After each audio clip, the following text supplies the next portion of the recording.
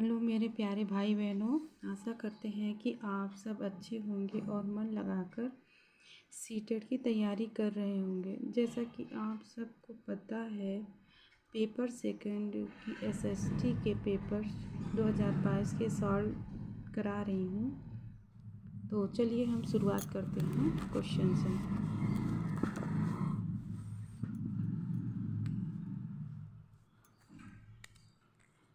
अशोक के अभिलेख किस लिपि में लिखे गए थे? तो आंसर हमारा होगा ब्राह्मी लिपि में।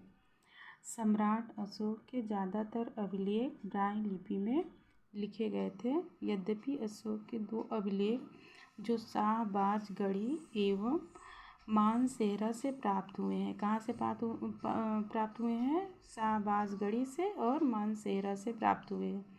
खरोष्टी लिपि तथा तक्षशिला एवं लमगान अरामेइक लिपि तथा एक अन्य अभिलेख सरेकुना द्विभाषी अरामेइक लसग्रीक लिपि में भी लिखे गए हैं। तो ये क्वेश्चन आपका फर्स्ट हो गया। हमारा क्वेश्चन सेकंड, 5वीं एवं 6वीं शताब्दी वर्तमान के तमिलनाडु में बड़े स्तर पर खेती करने के लिए यह आवश्यक था कि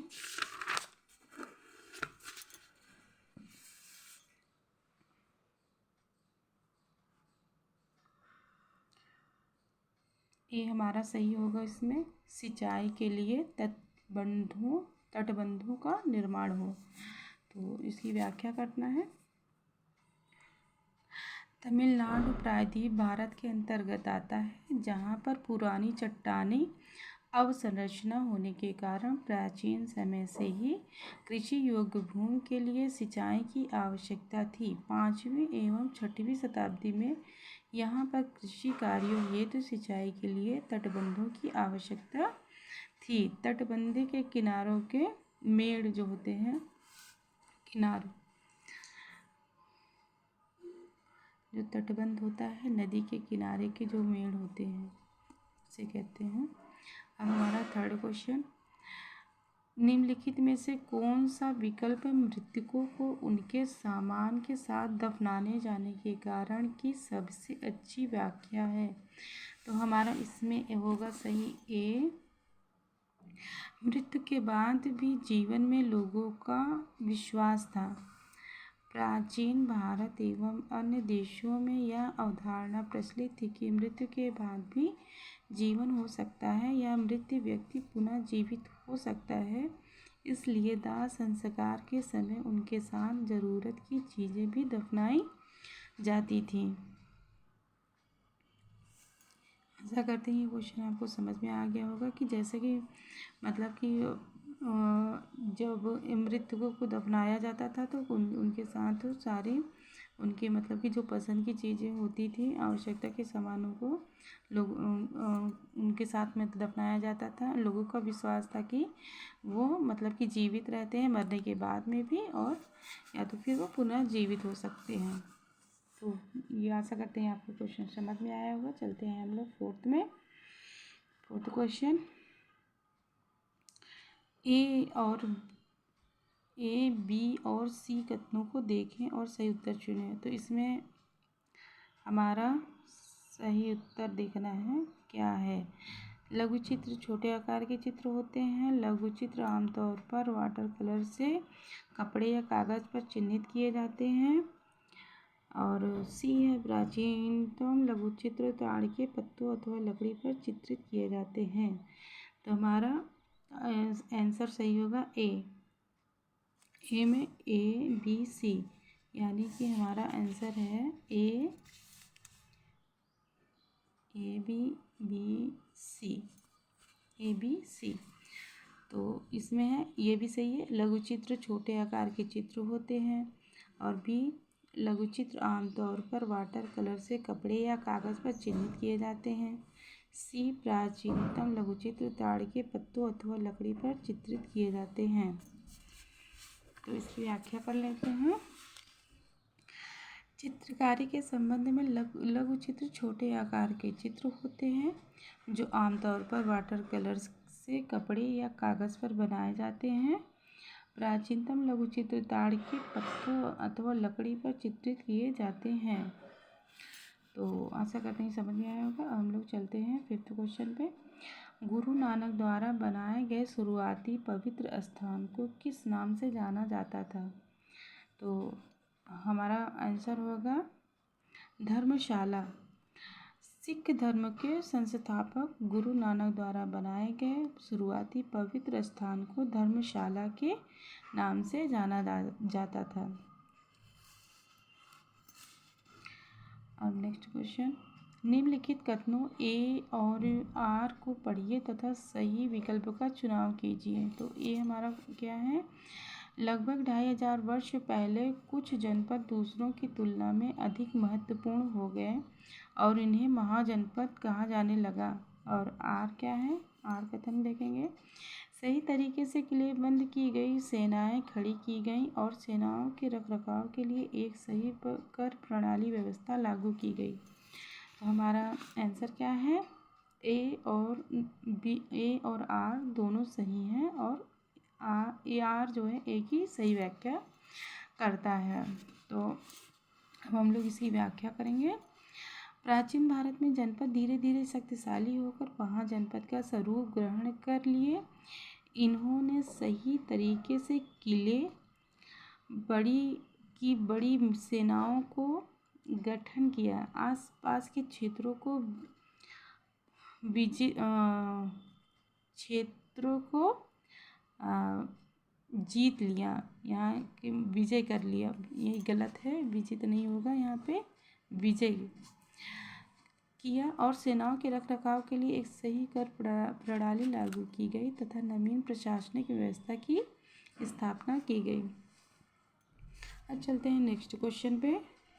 निम्नलिखित में से कौन सी नई प्रणाली हार्ट मैकेजी द्वारा की गई थी? तो हमारा आंसर होगा महलवाड़ी बंदोबस्त। हार्ट मैकेजी या निम्नलिखित में से कौन सी नई प्रणाली हार्ट मैकेजी के द्वारा तैयार की गई थी? तो महलवाड़ी बंदोबस्त। इसकी हम लोग व्याख्या करेंगे। महलवाड़ी व्यवस्था ईस्ट इंडिया कंपनी द्वारा 1833 ईस्वी में उत्तर प्रदेश, पंजाब तथा मध्य प्रदेश में लागू की गई थी। इसके प्रतिपादक हार्ट मैकेजी थे। यह भू राजस्व व्यवस्था भारत के 30% भूमि पर लागू थी। नेक्स्ट क्वेश्चन, निम्नलिखित में से किस राज्य के कैकलॉर और देवांग समुदाय बुनकरी के लिए प्रसिद्ध थे? तो आंसर होगा हमारा दक्षिण भारत। दक्षिण भारत में बुनकर समुदाय को कैकलॉर और देवांग नामों से जाना जाता था। ये उन्नत किस्म के वस्त्रों का निर्माण करने के लिए प्रसिद्ध थे। नेक्स्ट क्वेश्चन, 20वीं शताब्दी में महिलाओं की स्वतंत्रता व समानता के संदर्भ में कथनों ए और आर को पढ़ें तथा सही उत्तर चुनें। ए कथन है, जवाहरलाल नेहरू और सुभाष चंद्र बोस ने महिलाओं के लिए और अधिक स्वतंत्रता की समानता की मांगों का समर्थन किया। आर कथन है, राष्ट्रीय नेताओं ने आश्वासन दिया कि स्वतंत्रता मिलने पर सभी पुरुषों व महिलाओं को वोट डालने का अधिकार दे दिया जाएगा। तो आंसर हमारा होगा ए, यानी कि ए और आर दोनों सही है और आर सही व्याख्या करता है ए की। तो इसकी हम लोग व्याख्या भी कर लेते हैं कि राष्ट्रीय आंदोलन के नेता जवाहरलाल नेहरू और एवं सुभाष चंद्र बोस आदि ने महिलाओं के लिए स्वतंत्रता व समानता का समर्थन किया था। इन्होंने आश्वासन दिया था कि स्वतंत्रता उपरांत पुरुषों के समान महिलाओं को भी वोट डालने का अधिकार दिया जाएगा। नेक्स्ट क्वेश्चन, इनमें से कौन सा शब्द सूफीवाद से जुड़ा है? तो आंसर बी हमारा ए और B C, A B C, यानी कि खानगाह, खानकाह और रक्श जिग्र। तो इसकी व्याख्या करते हैं। खानकाह निवास स्थान को कहते हैं। रक्श जिग्र शब्द सूफीवाद से जुड़े हैं। भारत में सूफीवाद के जनक शेख मुईनुद्दीन चिश्ती थे। सूफीवाद के जनक शेख मुईनुद्दीन चिश्ती थे। नेक्स्ट क्वेश्चन, किसने काश्तकार की चाबुक नामक पुस्तक लिखी? किसने काश्तकार की चाबुक नामक पुस्तक लिखी? तो आंसर हमारा होगा ज्योतिराव फूले ने। इसकी व्याख्या करते हैं। भारतीय समाज सुधारक, लेखक एवं दार्शनिक तथा दलित नेता महात्मा ज्योतिबा फूले ने काश्तकार की चाबुक, गुलामगिरी, दास्तां आदि जैसी पुस्तकों का संकलन किया। इन्होंने महाराष्ट्र में 1873 में सत्यशोधक समाज की स्थापना की थी। नेक्स्ट क्वेश्चन, निम्नलिखित में से किस स्वतंत्रता सेनानी जो वर्तमान के कर्नाटक से थी ने प्रभात फेरियों का आयोजन किया? तो हमारा आंसर होगा अंबाबाई। इसकी हम लोग व्याख्या करते हैं। तो स्वतंत्रता संग्राम के दौरान कर्नाटक के क्षेत्र में अंबाबाई ने प्रभात फेरी का आयोजन किया था। नेक्स्ट क्वेश्चन, ए और बी कथनों पर प्रांतीय स्वायत्तता के संदर्भ में विचार कीजिए और सही विकल्प का चयन कीजिए। तो ए हमारा कथन क्या है? सरकार ने ऐलान किया कि 1937 में प्रांतीय विधायकों के लिए चुनाव कराए जाएंगे। और बी कथन हमारा क्या है? चुनाव के परिणाम आने पर 11 में से 7 प्रांतों में कांग्रेस की सरकार बनी। तो हमारा आंसर क्या होगा? ए और बी दोनों सही है। क्या सही है? कि सरकार ने ऐलान किया कि 1937 में प्रांतीय विधायकों के लिए चुनाव कराए जाएंगे। और बी है, चुनाव के परिणाम आने पर 11 में से 7 प्रांतों में कांग्रेस की सरकार बनी। दोनों ही हमारे कथन सत्य है। अब इसकी हम लोग व्याख्या कर लेते हैं। स्वतंत्रता आंदोलन के दौरान 1937 में ब्रिटिश सरकार ने प्रांतीय विधायकों के लिए चुनाव कराने के ऐलान किए। इन चुनावों में 11 में से 7 प्रांतों में कांग्रेस अपनी सरकार बनाने में सफल रही। नेक्स्ट क्वेश्चन, निम्न में से कौन से कथन भारतीय संविधान के बारे में सही है? तो हमारा ये ए सही है और सी सही है। तो हम इसकी पहले पढ़ते हैं कथन को। क्या है सेंटेंस? भारतीय संविधान 26 जनवरी 1950 में लागू हुआ, ये भी सही है। और ये हमारा गलत है। इसमें सार्वभौमिक वैश्विक मताधिकार को लिया गया और सभी भारतीय जो 18 वर्ष से अधिक आयु के हैं को वोट देने का अधिकार मिला। सी, सभी नागरिकों को कानून के समक्ष समान। व्याख्या कर लेते हैं। डी हमारा सही है। व्याख्या करते हैं इसकी। भारतीय संविधान 26 जनवरी 1950 को लागू हुआ था, जिसमें सभी नागरिकों को समान अधिकार दिया गया और उन्हें कानून के समक्ष समान माना गया। और सभी को एक लेवल मतलब समान बराबर से माना गया। तो हम नेक्स्ट क्वेश्चन, निम्नलिखित में से कौन सा थीमेटिक मानचित्र का उदाहरण है? तो आंसर है हमारा भारत का सड़क मानचित्र। भारत का सड़क मानचित्र। तो भारत का सड़क मानचित्र को ही थीमेटिक मानचित्र का उदाहरण माना जाता है या कहा जाता है। नेक्स्ट क्वेश्चन, निम्नलिखित कथनों ए और आर को पढ़िए तथा उपयुक्त विकल्प का चयन कीजिए। तो विकल्प हमारे क्या क्या हैं? कथन, कर्क रेखा और मकर रेखा के बीच वाले क्षेत्र में सबसे अधिक ऊष्मा प्राप्त होती है।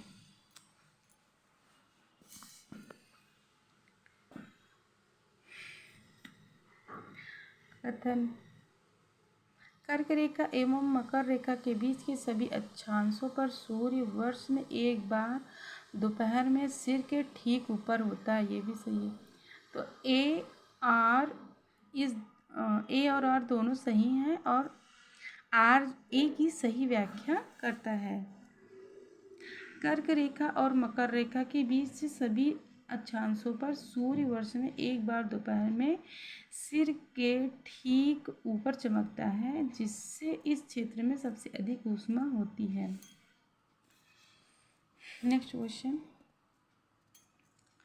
जब ग्रीनविच पर 11 पूर्वाह्न बजे होंगे तब 9 पूर्वाह्न किस देशांतर पर बजे होंगे? तो हमारा आंसर होगा 30 डिग्री पश्चिम पर। तो जब ग्रीनविच पर 11 पूर्वाह्न बजे होंगे तब 9 पूर्वाह्न 30 पश्चिम देशांतर पर बजेंगे। नेक्स्ट क्वेश्चन, दक्षिण गोलार्ध के बारे में कौन से कथन सही हैं, उनका चुनाव कीजिए। तो कथन क्या है? दक्षिण गोलार्ध में सबसे लंबा दिन 21 जून को होता है और दक्षिण गोलार्ध में सबसे छोटा दिन 21 जून को होता है और 21 मार्च और 23 सितंबर को दक्षिणी गोलार्ध में दिन तथा रात की अवधि समान होती है। तो हमारा आंसर है हमारा बी और सी इसमें सही है। दक्षिण गोलार्ध में सबसे छोटा दिन 21 जून को होता है और 21 मार्च व 23 सितंबर को दक्षिण गोलार्ध में दिन तथा रात की अवधि समान होती है। ये बताया हमने। अब इसकी व्याख्या करते हैं हम लोग।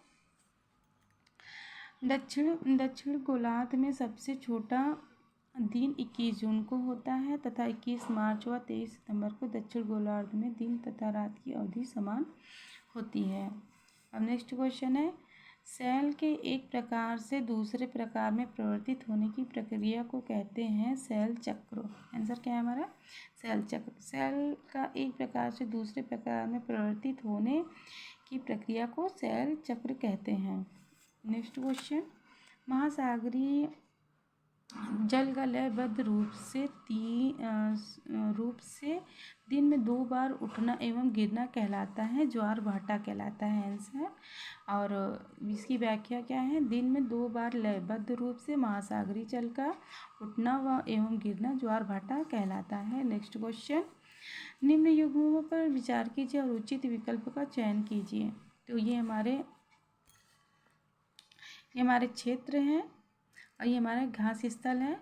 तो ये है उत्तरी अमेरिका, ये मतलब दिया गया है क्वेश्चन। तो उत्तरी अमेरिका, प्रेयरी, दक्षिण अफ्रीका डाउन, मध्य एशिया स्टेपी और ऑस्ट्रेलिया वेल्ड, ये ऐसा क्वेश्चन दिया गया है।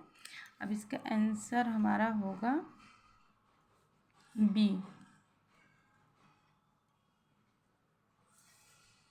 तो इसका पूरा समझ लीजिए। उत्तरी अमेरिका प्रेयरी है, दक्षिण अफ्रीका वेल्ड है, मध्य एशिया स्टेपी है, ऑस्ट्रेलिया डाउन्स है। फिर से एक बार, उत्तरी अमेरिका प्रेयरी है, दक्षिणी अफ्रीका वेल्ड है, मध्य एशिया स्टेपी है, ऑस्ट्रेलिया डाउन्स है। तो नेक्स्ट क्वेश्चन, निम्नलिखित में से आने वाली सुनामी का पहला संकेत कौन सा है? तो हमारा आंसर होगा तटीय क्षेत्रों से जल में कमी आती है। तो इसकी व्याख्या करते हैं। सुनामी शब्द जापानी भाषा का शब्द है जो 2 शब्दों सु अर्थात बंदरगाह, सु माने होता है बंदरगाह, और नामी अर्थात विनाशकारी लहरें से मिलकर बना है। सुनामी आने का पहला संकेत तटीय क्षेत्र से जल में कमी आना होता है। अब नेक्स्ट क्वेश्चन, प्राकृतिक वनस्पति तथा वन्य जीवन हमें कहाँ मिलते हैं? तो हमारा आंसर होगा जलमंडल में। जलमंडल, स्थलमंडल एवं वायुमंडल के सम्मिलित रूप को जैवमंडल कहा जाता है। जलमंडल, स्थलमंडल एवं वायुमंडल के स्थित सम्मिलित रूप को जैवमंडल कहा जाता है। यहीं पर प्राकृतिक वनस्पति एवं वन्यजीव मिलते हैं। नेक्स्ट क्वेश्चन, भारत के ठंडे रेगिस्तान से होकर कौन सी प्रमुख नदी बहती है? तो हमारा आंसर होगा सिंधु। भारत के ठंडे रेगिस्तान यानी लद्दाख से होकर बहने वाली नदी सिंधु नदी है। निम्नलिखित का नेक्स्ट क्वेश्चन है, निम्नलिखित का मिलान करें और उचित विकल्प का चयन कीजिए। तो हमारा आंसर होगा सी। सी हमारा आंसर है इसका। हम लोग इसको व्याख्या में देख लेते हैं। यहाँ राज्य और परमाणु ऊर्जा केंद्र यानी तमिलनाडु कलपक्कम में परमाणु ऊर्जा केंद्र है। महाराष्ट्र तारापुर में परमाणु ऊर्जा केंद्र है। उत्तर प्रदेश नवरोरा में परमाणु ऊर्जा केंद्र है। कर्नाटक कैगा में परमाणु ऊर्जा केंद्र है। अब हम चलते हैं नेक्स्ट क्वेश्चन। नीचे दिए गए कथनों में से सही विकल्प का चयन कीजिए। अब कथन है, लवण जल का केवल 1% उपलब्ध प्राप्त है तथा मानव उपयोग हेतु उपयुक्त है। लवण जल, अब कथन भी है हमारा, लवण जल पृथ्वी पर सबसे उपयोगी पदार्थ है। तो हमारा आंसर होगा इसमें बी।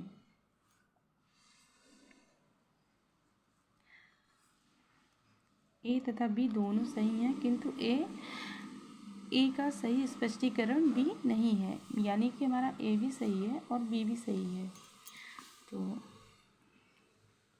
लवण जल का केवल 1% उपलब्ध प्राय है तथा मानव उपयोग हेतु उपयुक्त है, 1% ही, ये भी सही है।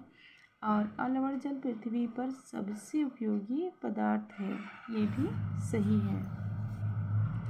लेकिन दोनों एक दूसरे की व्याख्या नहीं करते हैं, तो हम लोग इसी व्याख्या करेंगे। मतलब सही आंसर नहीं तथ्य नहीं है उनमें। पृथ्वी पर पाए जाने वाले संपूर्ण जल का केवल 1% भाग पीने एवं मानवीय उपयोग हेतु उपयुक्त है। जो पृथ्वी पर सबसे मूल्यवान वस्तु है, लवणीय जल पीने योग्य नहीं होता है। अब हम लोग चलते हैं नेक्स्ट क्वेश्चन पे। निम्नलिखित तो नामों पर विचार करें। मिल्पा, लद्दाख, रोका और चीरू। ऊपर दिए गए नाम किन से संबंधित हैं? तो हमारा आंसर होगा स्थानांतरित कृषि और विलुप्त प्रजातियों से। एक बार फिर से, मिल्पा, लद्दाख, रोका और चीरू स्थानांतरित कृषि और विलुप्त प्रजातियाँ। इसकी व्याख्या करते हैं। मिल्पा, लद्दाख, रोका, चीरू, लोगन, एकालीन, मसोले और ताबी आदि स्थानांतरित कृषि एवं विलुप्त प्रजातियों के प्रकार हैं। चलते हैं नेक्स्ट क्वेश्चन पे। भारत का वर्णन करते हुए किसने अनेकता में एकता मुहावरे का प्रयोग किया है? तो आंसर है हमारा जवाहरलाल नेहरू। किसने, एक बार क्वेश्चन रिपीट कर रहे हैं। भारत का वर्णन करते हुए किसने अनेकता में एकता मुहावरे का प्रयोग किया है? आंसर है जवाहरलाल नेहरू। इसकी हम लोग व्याख्या करते हैं। वही, भारत का वर्णन करते हुए अनेकता में एकता मुहावरे का प्रयोग जवाहरलाल नेहरू ने किया था। तो नेक्स्ट क्वेश्चन, स्थानीय संचार माध्यम मीडिया क्या है? तो हमारा आंसर है स्थानीय समूहों द्वारा दूर दराज के क्षेत्रों के लोगों के स्थानीय मुद्दों को कवर करने के उद्देश्य से चलाया जाने वाला संचार माध्यम। फिर से, स्थानीय समूहों द्वारा दूर दराज के क्षेत्रों के लोगों के स्थानीय मुद्दों को कवर करने के उद्देश्य से चलाए जाने वाला संचार माध्यम। स्थानीय समूहों द्वारा दूर दराज के क्षेत्रों के लोगों को स्थानीय मुद्दों को कवर करने के उद्देश्य से चलाए जाने वाले संचार माध्यम को स्थानीय संचार माध्यम कहते हैं। 30, भारतीय संघीय व्यवस्था के अंतर्गत निम्नलिखित में से किस विषय पर केंद्र सरकार कानून नहीं बना सकती है? आंसर है हमारा पुलिस, बैंकिंग, संचार एवं मुद्रा केंद्र सरकार के विषय हैं, जबकि पुलिस, जेल, स्थानीय सरकार, सार्वजनिक स्वास्थ्य, स्वच्छता, अस्पताल, सार्वजनिक व्यवस्था आदि राज्य सूची के विषय हैं। अतः राज्य सूची के विषय पर केंद्र सरकार कानून नहीं बना सकती है। नेक्स्ट क्वेश्चन, भारत में सरकार 3 स्तरों पर काम करती है। इस सिद्धांत को संविधान की भाषा में क्या कहते हैं? तो इसका आंसर है संघवाद। आंसर की व्याख्या, भारत राज्यों का संघ है जिसे संघवाद कहा जाता है। भारत सरकार 3 स्तरों पर कार्य करती है। इस सिद्धांत को संविधान की भाषा में संघवाद कहा जाता है, यानी कि 3 स्तरों पर कार्य करती है, तो उसे हम संघवाद कहते हैं। अब नेक्स्ट क्वेश्चन है, दादन व्यवस्था एक ऐसी व्यवस्था को संदर्भित करती है जिसमें, हमारा आंसर है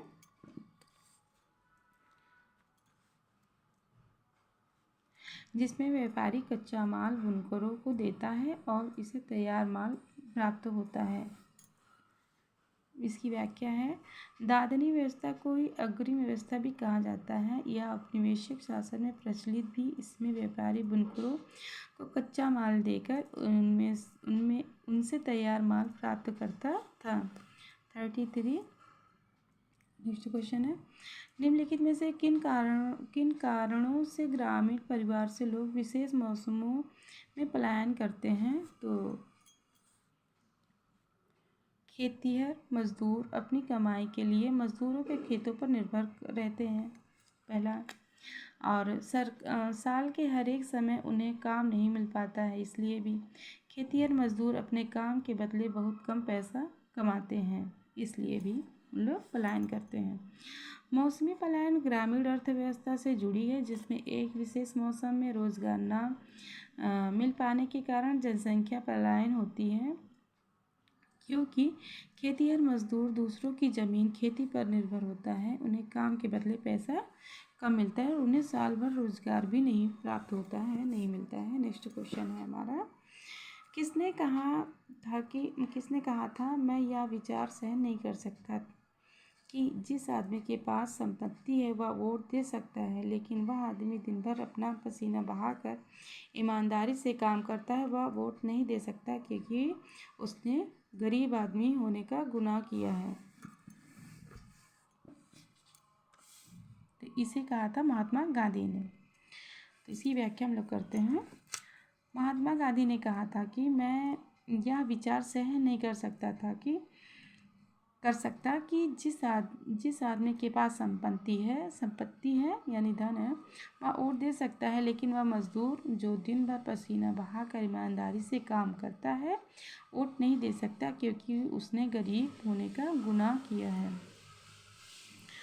नेक्स्ट क्वेश्चन, सरकार ने ऐसे कानून पारित किए जो देश से अधिक महिला कर्मचारियों वाले संगठनों के लिए कृषि सुविधाएं प्रदान करना अनिवार्य बनाते हैं। तो आंसर है 30। मातृ सुरक्षा योजना के तहत सरकार ने ऐसे कानून बनाए हैं जहां पर 30 से अधिक महिलाएं कार्यरत हैं, तो वहां पर बच्चों की देखभाल हेतु क्रेच की सुविधा अनिवार्य रूप से होनी चाहिए। यानी कि जो महिलाएं काम पे जाती हैं उनके छोटे छोटे जो बच्चे होते हैं तो उन्हें देखभाल करने के लिए जो होती हैं 30 से अगर अधिक महिलाएं हैं तो वहाँ पे बच्चों की देखभाल करने के लिए क्रेच सुविधा अप्लाई की जाती है वहाँ पर। नेक्स्ट क्वेश्चन, भारतीय संविधान का कौन सा हिस्सा या भाग कल्याणकारी राज्य के आदर्श होने की घोषणा करता है? तो हमारा आंसर है राज्य के नीति निर्देशक सिद्धांत। भारतीय संविधान का कौन सा हिस्सा भाग कल्याणकारी राज्य के आदर्श होने की घोषणा करता है? तो आंसर है राज्य के नीति निर्देशक सिद्धांत। भारतीय संविधान के, इसकी व्याख्या है, भारतीय संविधान के 4th विनियत राज्य के नीति निर्देशक तत्व कल्याणकारी राज्य के आदर्श होने की घोषणा करता है। 37 क्वेश्चन, डॉक्टर बी.आर. अम्बेडकर के अनुसार मौलिक अधिकारों के दोहरे उद्देश्य डैश हैं। प्रत्येक नागरिक ऐसी स्थिति में हो कि वह उन अधिकारों के लिए दावेदारी कर सके और ये अधिकार हर उस सत्ता और संस्था के लिए अधिकारी हों जिसे कानून बनाने का अधिकार दिया गया है।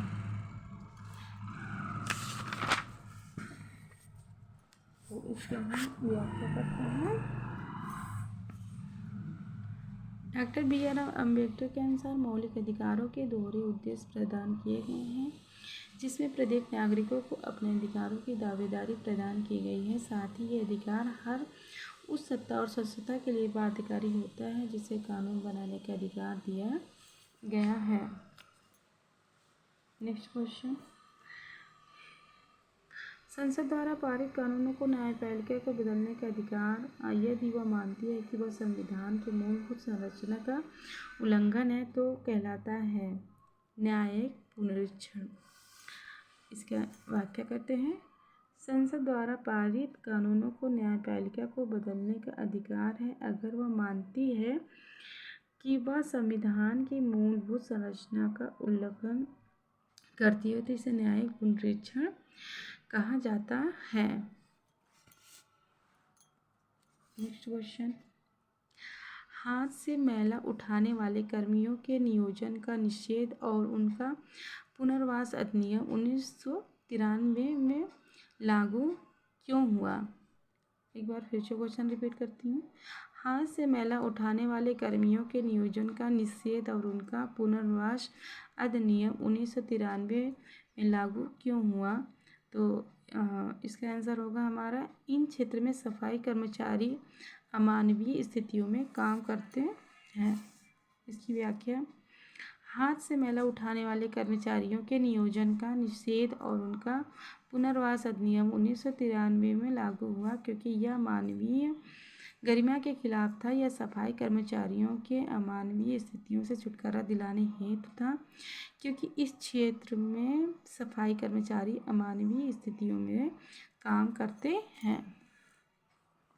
नेक्स्ट क्वेश्चन, घरेलू हिंसा से महिलाओं की सुरक्षा हेतु एक्ट प्रभावी हुआ? तो हमारा एक्ट वो था 2005। इसकी व्याख्या करते हैं। घरेलू हिंसा से महिलाओं की सुरक्षा हेतु महिला संरक्षण अधिनियम 2005 में पारित हुआ और यह 26 अक्टूबर 2006 को लागू हुआ।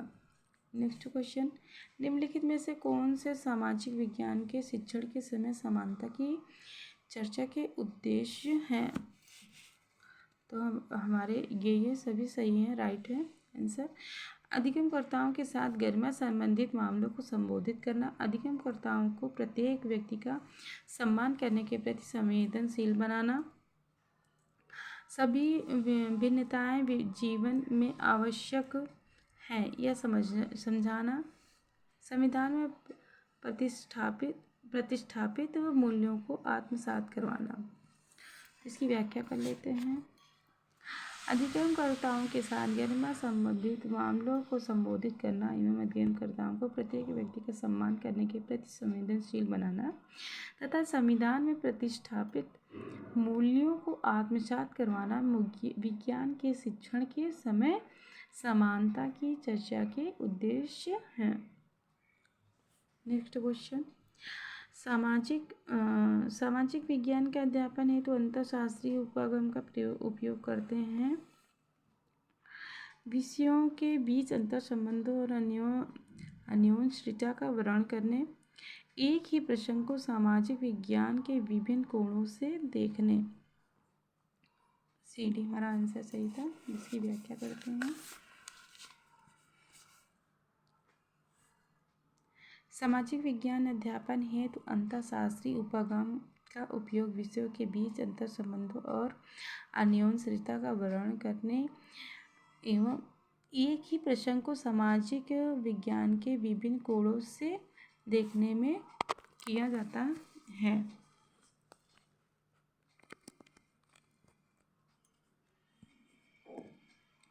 नेक्स्ट क्वेश्चन, आजीविका पर चर्चा करते हुए सामाजिक विज्ञान की एक शिक्षिका से यह उम्मीद की जाती है कि लोग जिन विभिन्न तरीकों से अपनी आजीविका चलाते हैं का वर्णन करें। तो इसकी व्याख्या, आजीविका पर चर्चा करते हुए सामाजिक विज्ञान की शिक्षिका से यह उम्मीद की जाती है कि वह बच्चों को यह समझाएं कि लोग किस विभिन्न तरीकों से अपनी आजीविका चलाते हैं। नेक्स्ट क्वेश्चन, श्रेष्ठ विकल्प का चयन कीजिए जो यह सिद्ध करता है कि क्यों सामाजिक विज्ञान के शिक्षण के समय कक्षा में प्रश्न पूछने के लिए बच्चों को प्रोत्साहित करना चाहिए। तो हमारा आंसर होगा, प्रश्न बच्चों की जिज्ञासा को बढ़ाते हैं। प्रश्न अधिगम को पारस्परिक क्रियाओं द्वारा आगे की ओर ले जाते हैं तथा संकल्पनात्मक स्पष्टता की ओर बढ़ाते हैं। बच्चे भाषा संबंधी कौशलों के अभ्यास की आवश्यकताओं को समझते हैं। इसकी व्याख्या कर लेते हैं हम लोग। तो सामाजिक विज्ञान के शिक्षण के समय कक्षा में शिक्षक द्वारा प्रश्न पूछने से बच्चों में जिज्ञासा की भावना और बढ़ेगी और इससे बच्चे भाषा संबंधी कौशलों का अभ्यास करेंगे तथा प्रश्न करने से प्रश्न अधिगम को पारस्परिक क्रियाओं द्वारा आगे की ओर ले जाते हैं तथा संकल्पनात्मक विशिष्टता की ओर बढ़ाते हैं। तो ये ये वीडियो बच्चों यही मेरे प्यारे भाई बहन यहीं तक रहेगी। आशा करते हैं कि आप सबको ये वीडियो अच्छी लगी होगी। तो हम मिलते हैं नेक्स्ट वीडियो में।